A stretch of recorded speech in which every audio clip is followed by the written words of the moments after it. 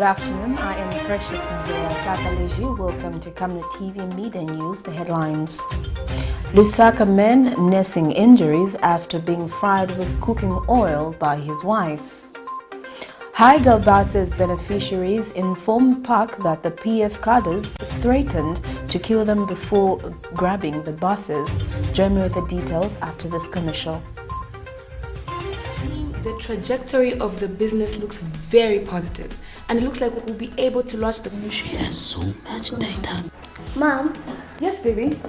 It says here, global warming and climate change is caused by the pollution from careless activities of human beings. Wow! Son, do you know I can turn my phone into a TV remote? How's that possible? It's so easy. Check this out. Be smart, be fast with mega data from Zamtel. Get your 15 GB mobile data for only 100 kwacha, 30 GB mobile data for only 200 kwacha, and your 70 GB LTE data bundle with free Netflix, YouTube, Facebook, and WhatsApp. Visit our Facebook page, website, or service centers countrywide for more information. Zamtel, your digital lifestyle partner. In other media news in detail, economist Yusuf Doldia has charged that the recently appointed Public-Private Partnership Council by Republican President Hakainde Hichilema lacks collective representatives from the private sector who are the key players in the area. Speaking in an exclusive interview with Camnet News, Mr. Doldia said the president should have considered appointing representatives from the manufacturing sector, industries and other key sectors who are directly linked to developmental sectors. Mr. Doldia has, however, applauded government for taking a bold step and appointing the PPPP committee, who he says will play a key role in project development as opposed to what was happening in the previous administration, where projects were approved by a few people. On 25th December 2021, Minister of Finance announced that President Hakainde Hichilema had appointed the Public-Private Partnership Council of Ministers, whose mandate is to promote, facilitate, implement and monitor the procurement, contracting and delivery of public infrastructure and social services through partnership between the public sector and private sector entities. The council is being chaired by Minister of Finance and National Planning Dr. Sitombe Komsokotwane. Others who sit on the council include Minister of Infrastructure Charles Milupi, Minister of Commerce, Trade and Industry Chipoka Mulenga, Minister of Transport and Logistics Frank Tayali, Minister of Technology and Science Felix Mtati. Others include Margaret Mudenda, Noe Onkoma, Mukela Muyunda and Abraham Mwenda. Economist Yusuf Doldia, however, says the council lacks a collective representation from the private sector who are key players in the area. Yes, the right line ministries are participating, but I do feel that on the private sector side, it's a bit weak. I see that there are 3 or 4 private sector councillors who have been put there, but they're not enough. So we needed to be able to see somebody on the council representing the interests of agriculture from the private sector.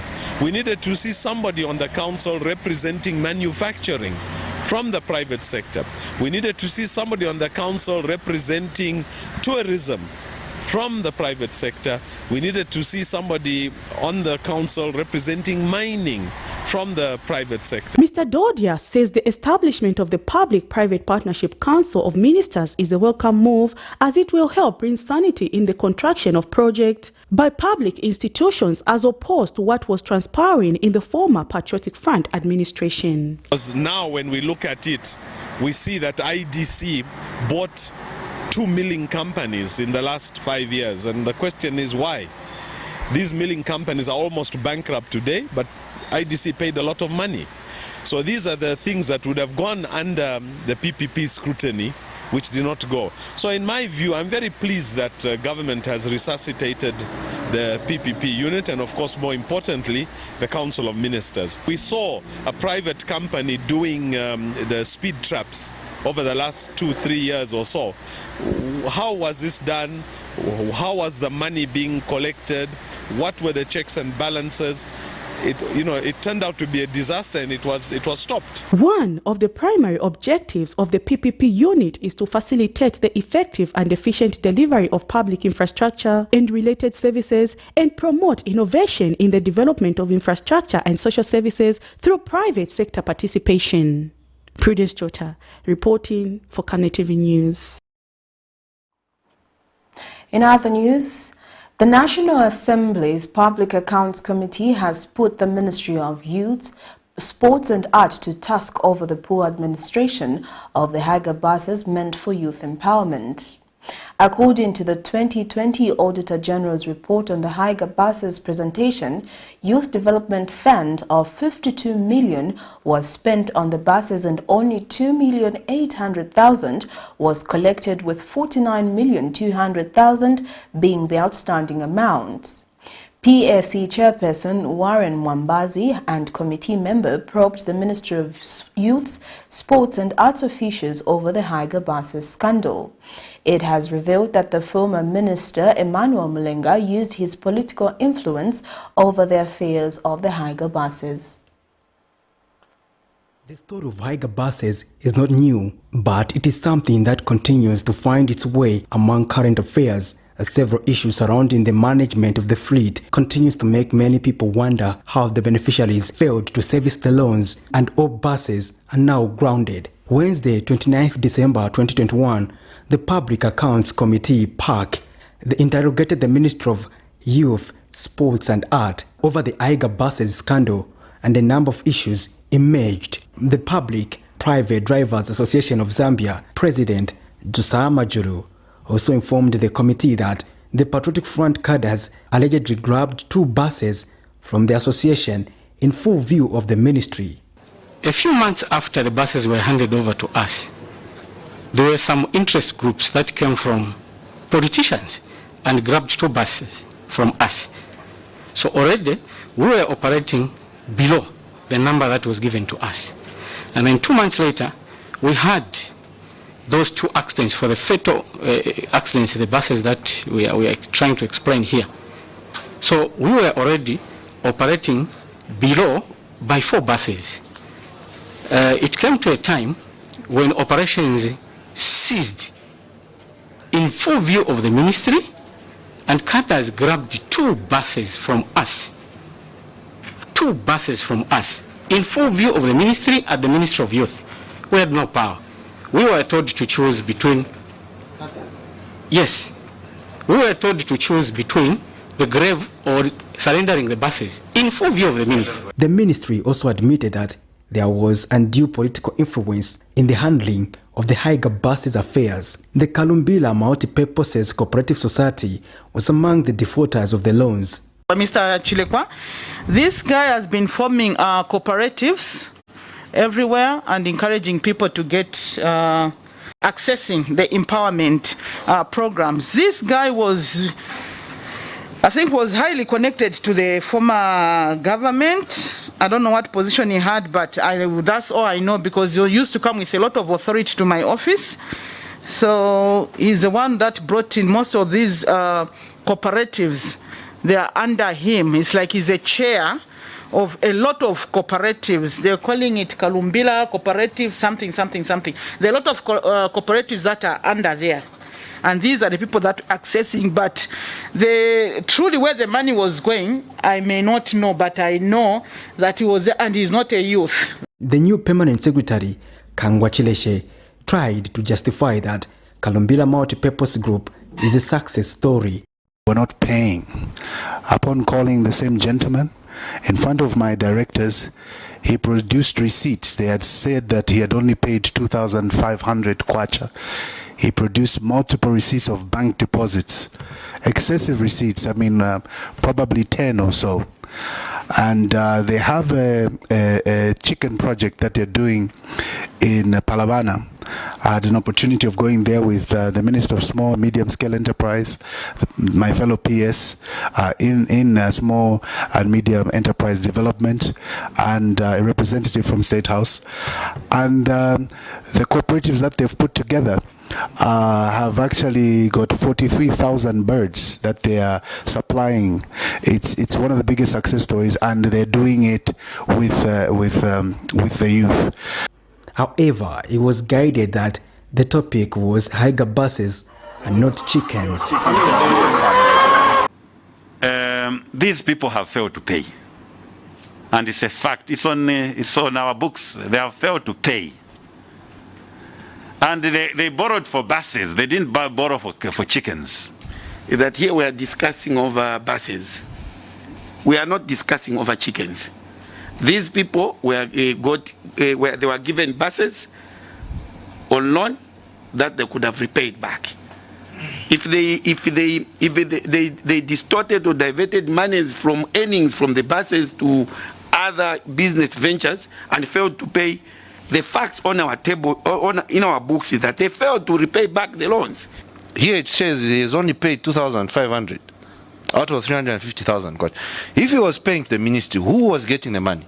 Park chairperson Wallen Mwambazi implored the ministry to ensure that 2 buses that were sold by an insurance company are recovered and issues surrounding the fleet are brought to a logical conclusion. We don't even want to see you to come and appear before this house. We want to see you implementing those programs, and our youths are happy. There's a success story. Patrick Soko, Camnet News in Lusaka. Democratic Party leader Harry Kalaba has charged that the United Party for National Development government intends to create a one-party state by allegedly oppressing the opposition. Mr. Kalaba has accused the Electoral Commission of Zambia of playing partisan politics for allegedly preventing the party from contesting the Kabwata constituency by-election. He explains that the court case involving him as a president of the party and not the rest of the party, hence it was unnecessary for the ECZ to stop them from contesting. He has charged that the ECZ has involved itself in partisan politics, hence they will take legal action. Tuesday, 28th December 2021 was the nomination day for the Kabwata parliamentary by-election. Unfortunately, the Democratic Party failed to file in nomination due to intra-party wrangles, which the Electoral Commission of Zambia (ECZ) cited to prevent them from participating in the by-election. However, the move by the ECZ has annoyed the Democratic Party President Harry Kalaba, who has since accused the Electoral Commission of Zambia of taking a partisan stance. He says the ECZ must come clean on where they are getting the strength to stop them. If it was me standing as a presidential candidate yesterday, the ECZ would have had reason to say, because you've been taken to court as Harry Kalaba, therefore your presidency is still in question. But for candidates who have been picked by the Democratic National Committee of the party, who have not been taken to court, who have not been challenged at any occasion as to being authentic or not, I think this is a big, it's a big anomaly. It's a big anomaly. And I can assure you, as the DP, we are taking this to the highest that it needs to be taken. The ECZ must be placed on record. They must know that they ought to do things right. These are the things that bring electoral problems in our country. And they should keep their space and maintain their space. And Mr. Kalaba charges that the UPND is working hard to curtail competition in the political circles. We would further like to remind His Excellency the President, Mr. Hakainde Hichilema, that people will judge him by the actions of his government, not on the basis of the many things he's talking about. The opposition leader says as the country commemorates the declaration of Zambia as a Christian nation, there's a need to reflect on the need to observe adherence to good governance. We would like to remind the New Dawn government that we are aware of the machinations taking place aimed at frustrating the opposition and stifle democracy in a quest to revert to a one-party system. Please be reminded that as we celebrate the declaration of Zambia as a Christian nation today, We also have the privilege of celebrating 30 years of multi-party system, which we are committed to maintain. You can only bring us low, but you can't bring us down. Well, what is happening in the Democratic Party is not new in the Zambian political landscape, as history shows that various political parties have been through that route, including two former ruling parties, the United National Independence Party, UNIP, and the Movement for Multi-Party Democracy, MMD, and the ending has not been good. For now, we'll wait and see as the DP handles intra-party differences. Patrick Soko, Camnet News in Lusaka. A 39-year-old truck driver of Lusaka's Kunku compound has been left with serious burns after his wife poured hot cooking oil on him. Alex Mleya has told Camnet News in an exclusive interview that he does not understand the reason behind his wife's action, as he does not recall having a marital dispute with her. Meanwhile, police spokesperson Ray Hamonga says a manhunt has been launched for the 32-year-old Elizabeth Mwete, wife to the victim, who is currently on the run. As citizens prepare to toast their champagnes to 2022, the story is different for a 39-year-old man of Lusaka's Kuku compound identified as Alex Mleya, who sadly will have to spend his new year in a hospital bed nursing burn injuries which he sustained after his beloved wife poured hot cooking oil on him. Mr. Mleya has narrated to Camnet News what he thinks might have been the reason why his 32-year-old wife Elizabeth Mwete opted to disfigure him. One guy called me and said, "Hey my friend, do you know that guy was going out with your wife is normal?" I say, "What?" And I put the phone on loud. My wife, she heard the story. I don't know, maybe is what upset my wife. I don't know. He adds that he suspects his wife might have been agitated by the fact that he asked her to change the title deeds to a plot she bought using his resources from her name to his name. And I said, "Madam, keep this money, I have a plan." The time I came from South Africa, I asked her, "Madam, where's that money?" I was with my brother. She said, "Oh, I made a case." I said, "Which case?" She said, "I bought a plot." I said, I didn't tell you to go and buy a plot." And then she went there to bring the papers. I find that on the papers, there was no name for me. I just find the name for my wife and the brother to my wife. And I said, "You need to go and change the name." I told my brother, "Get my NLC and go back there." Mr. Mleya adds that the hot cooking oil was headed for his face, but that his quick reflex action saved his face, which saw the hot cooking oil landing on his neck and later on his back. When I just entered in the house, and then she said, "I'm sure it will be your last time to see. I'm sure you always look the buttocks of women. I'm sure you will never see them again." And then I said, "What's the problem?" Before she answers, that's how she spilled me the cooking on my face. And I tried to save it so that she can burn on my face. Then I tried to learn. I gave her the backside. She hammered again. And when asked if he will forgive his wife for her actions, the man says he has already forgiven her, but only wants the law to take its course. Even the time she just bent me and she ran away. And I called all my neighbors. I said, "Let us pray." I said, "God, this person, she doesn't know what she's doing. Maybe there's something which is using her." Then I say, me to my side, I've forgiven her. With all my heart, I forgive. But what I need is, I need the police to work accordingly. I want the police to work accordingly, professionally. And police spokesperson Ray Hamonga says a manhunt has been launched for his wife and has appealed to members of the public who knows her whereabouts to report to the nearest police station. This incident happened on the 28th of December around 22:30 at the couple's house. We are appealing to members of the public that may know the whereabouts of Elizabeth Mwete to report to the nearest police station. The one thing, however, that will never be erased from Mr. Mleya, also known as Man Mule, is the fact that he loves music and says he will continue to express himself through music.